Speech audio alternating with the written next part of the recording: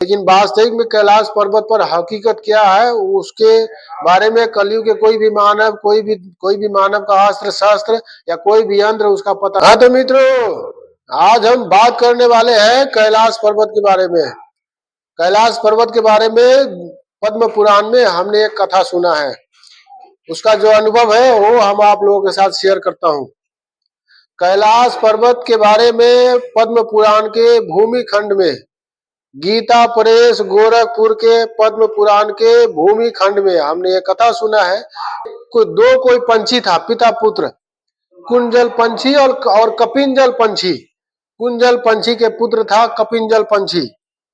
ऐसे ही हमने बताया ना, हम पुराण में सुनते हैं और जब वीडियो बनाने जाते हैं तो भूल जाते हैं। कुंजल और कपिंजल पंछी ये दोनों आपस में पिता पुत्र थे।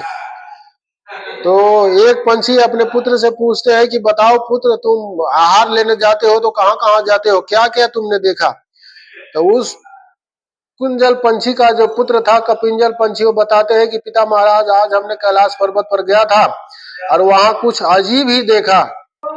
तो उनका पिता कुंजल पंछी पूछते हैं कि वहां तुमने क्या अजीब देखा है। तो कपिंजल पंछी बताते हैं कि पिताजी देखिए, आज हम कैलाश पर्वत पर चले गए थे और वहां पर हमने भगवान शिव का भव्य मंदिर देखा है और वहां पर भगवान शिव का करोड़ों शिवगण वहां पे मौजूद था और भगवान शिव का घर भी हमने वहां पे देखा है। ये कथा गीता प्रेस गोरखपुर के पद्म पुराण के भूमि खंड में लिखा हुआ है। इसका पेज नंबर हम आपको नहीं बता सकता हूँ क्योंकि अभी हमारे पास वो बुक नहीं है। हम सिर्फ ऑडियो बुक लेके आए हैं। हम सऊदी में ऑडियो बुक बराबर सुनते रहते हैं। अगर घर जाएंगे तो फिर से इस कथा को लाइव रिकॉर्ड बुक आपके सामने रख के रिकॉर्ड करके फिर से जरूर बताएंगे। तो उसमें तो सिर्फ इतना ही लिखा है कि भगवान कैलाश पर्वत पर भगवान शिव का भव्य मंदिर देखा है, वहां पे भगवान शिव का करोड़ों शिवगण वहां पे मौजूद थे और कैलाश पर्वत पर भगवान शिव का घर भी हमने देखा है। तो इसके बारे में और भी पता लगाने की कोशिश किया गूगल से। गूगल के पास सभी पुराणों की जानकारी है, हमारे पास अभी पुराण नहीं है यहाँ पर सऊदी में।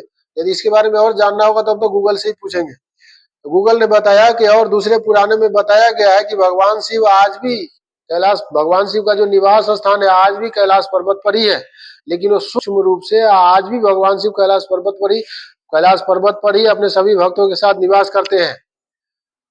तो आप लोगों ने कथा में सुना होगा यक्ष के राजा जो कुबेर हैं, यक्षराज कुबेर, उनका नगरी वो कैलाश पर्वत में ही है। जो कैलाश पर्वत है ना, उसी कैलाश पर्वत पर ही यक्षराज कुबेर का नगरी है।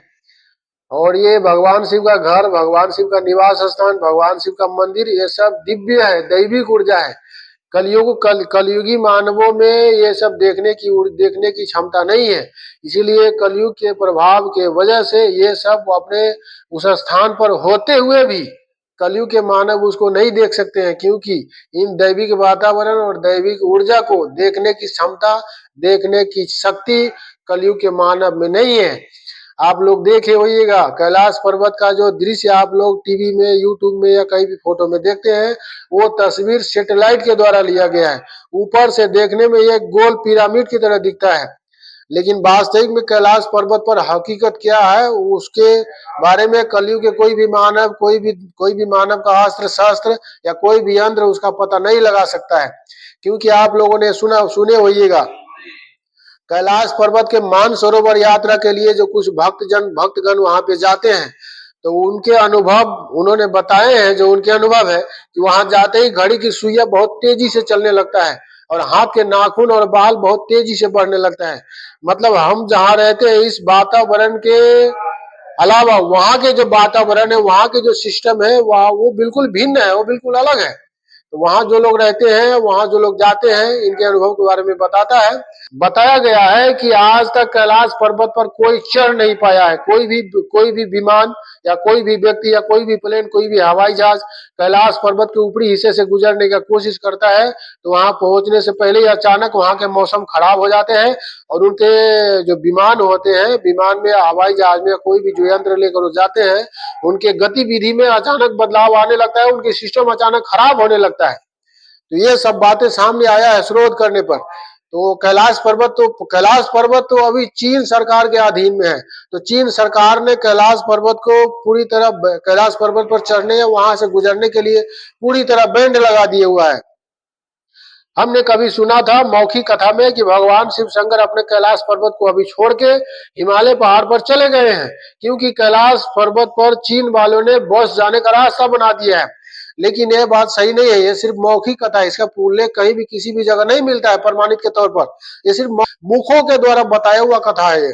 भगवान शिव शंकर सूक्ष्म रूप से आज भी कैलाश पर्वत पर ही अपनी सभी सभी गणों के साथ निवास करते हैं, सूक्ष्म रूप से। हमने बताया ना, कलयुग के मानव में, आजकल के कलयुग के मानव में उतना क्षमता ही नहीं है कि उन दृश्यों को वहां होते हुए भी देख सके। कलयुग के मानव तो सबसे पहले वहां पहुंच ही नहीं पाएंगे, और यदि पहुंच भी गए तो वहां की दैविक ऊर्जा, दैविक स्थिति, दैविक वातावरण कलयुग के मानव नहीं देख सकते हैं। क्योंकि कल दैविक ऊर्जा, दैविक वातावरण को, दैविक लीलाओं को देखने के लिए कलयुग के मानव में वो क्षमता, वो शक्ति, वो नेत्र ही नहीं, उनके नेत्र में वो शक्ति ही नहीं है। तो वो सब दैविक ऊर्जा, दैविक वातावरण भगवान शिव शंकर के कैलाश पर निवास स्थान या उनके घर या उनके भव्य मंदिर, ये सब होने के बावजूद भी कलयुग के मानव यदि वहां पहुंच भी गए तो ये सब उनको नजर नहीं आएगा, क्योंकि वो देखने का क्षमता कलयुग के मानव में नहीं है। तो आज भी भगवान शिव का निवास स्थान, भगवान शिव का मंदिर, भगवान शिव आज भी कैलाश पर्वत पर निवास करते हैं। पद्म पुराण के भूमिखंड की इस कथा के माध्यम से ये बात पता चलता है।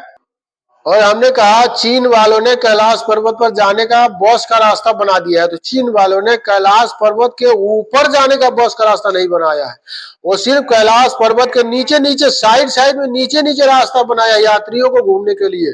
कोई भी रास्ता आज भी कैलाश पर्वत के ऊपर नहीं जाता है, और ना ही तो कोई व्यक्ति कैलाश पर्वत पर चढ़ पाया है। तो यही बात है मित्रों। और बीते हुए समय में कोई भी विमान या कोई भी यंत्र, कोई भी वैज्ञानिक उस कैलाश पर्वत के ऊपरी हिस्से से गुजरने की कोशिश करते हैं तो वहां के वातावरण अचानक खराब हो जाते हैं, वहां की स्थिति बिगड़ जाती है, और उस यंत्र, उस मशीन, उस हवाई जहाज जो भी लेके जाते हैं उसका सिस्टम बिगड़ने लगता है, काम नहीं करता है। कई बार ये प्रयास देखा गया है। तो चीन के सरकार ने वहां के सामने कैलाश पर्वत के आसपास जाने के और उसके ऊपरी हिस्सा से गुजरने के लिए पूरी तरह प्रतिबंधित यानी कि बैंड लगा दिया हुआ है। कैलाश पर्वत के ऊपरी हिस्से से कोई नहीं गुजर सकता है। चीन वालों ने, चीन की सरकार ने वहां बैंड लगाया हुआ है। यही बात है दोस्तों, ये कथा हमने पद्म पुराण में सुना है। और इसके आगे की जो जानकारी है, यानी कि कुंजल और कपिंजल पंछी के बीच में जो चर्चा हुआ है, ये बात तो हमने पद्म पुराण में सुना है। इसके आगे की जो जानकारी है वो हमने गूगल से हासिल किया है। जैसे चीन वालों ने कैलाश पर्वत पर रास्ता बनाया है, वहां कोई आज से गुजर नहीं पाया है, कोई प्लेन लेकर, कोई विमान, कोई यंत्र लेकर जा नहीं पाया है। ये सब जानकारी हमने गूगल से हासिल किया है। यदि हमारे इस वीडियो से आप लोगों को तकलीफ हुआ होगा तो क्षमा कीजिएगा मित्रों। हम अभी सऊदी में हैं, हम जो भी जानकारी हासिल करते हैं पूरी हकीकत आपको बताऊंगा। ये जानकारी हम अपनी तरफ से बता रहे, ऐसा नहीं कहूंगा, क्योंकि हमको दूसरे का श्रेय नहीं लेना है। जो जानकारी जहां से हासिल करेंगे हम वही आप लोगों को बताएंगे, अपने तरफ से कुछ नहीं बताएंगे, क्योंकि पुराणों में जो लिखा गया है वो हमने नहीं लिखा है, वो पिछले जमाने के संत महात्मा अपनी दिव्य दृष्टि से देकर लिखा है। और गूगल जो बताते हैं उनके पास भी पुराण की जानकारी है, वो भी वो पुराणों की जानकारी ही आप लोगों को बताता है, वो भी अपनी मर्जी से कुछ नहीं बताता है। तो यही बात है दोस्तों। वैसे भी तो दैविक ऊर्जा और दैविक शक्ति को देखने के लिए इन मनुष्यों के इन साधारण आंखों से नहीं देख सकते हो।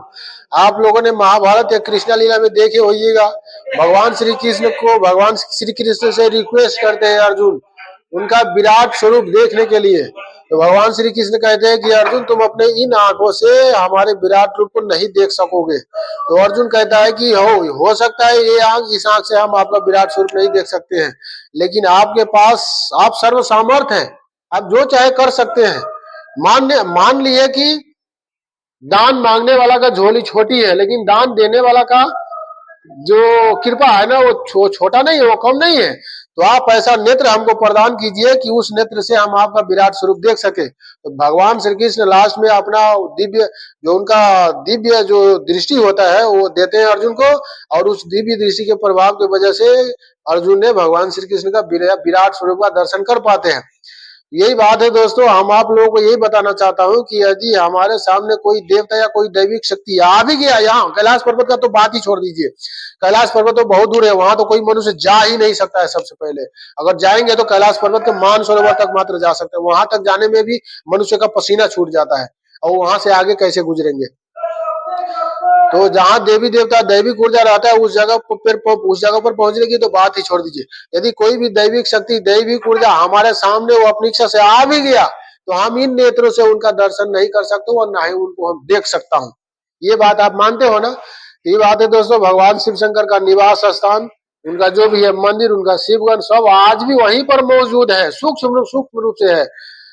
केवल सैटेलाइट से वहां का तस्वीरें बनाई जा सकती है, तस्वीरें कैप्चर किया जा सकता है, तस्वीरें में देखने में आपको पिरामिड की तरह दिखता है, लेकिन वो जो वहां का हकीकत वातावरण है वो सैटेलाइट में भी क्षमता नहीं है कि वो दर्ज कर सके।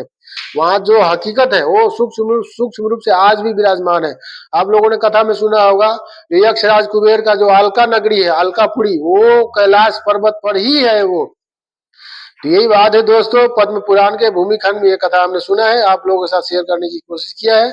हमारा ये वीडियो आपको कैसा लगा? यदि अच्छा लगा होगा तो अपने जान पहचान वालों के साथ शेयर करने की कोशिश अवश्य कीजिएगा। हमारे इस वीडियो को यदि आप लोग हमारे यूट्यूब चैनल पे देख रहे हैं तो हमारे यूट्यूब चैनल को लाइक कीजिएगा, सब्सक्राइब कीजिएगा, बेल आइकन की घंटी को दबा लीजिएगा ताकि जो भी वीडियो हम अपलोड करूं सबसे पहले आपके पास पहुंचे। और यदि हमारे किसी भी बात से आपको तकलीफ हुआ हो तो मित्रों क्षमा कीजिएगा, क्योंकि हमको किसी को तकलीफ पहुंचाने का कोई इरादा नहीं रहता है। जय श्री राम मित्रों।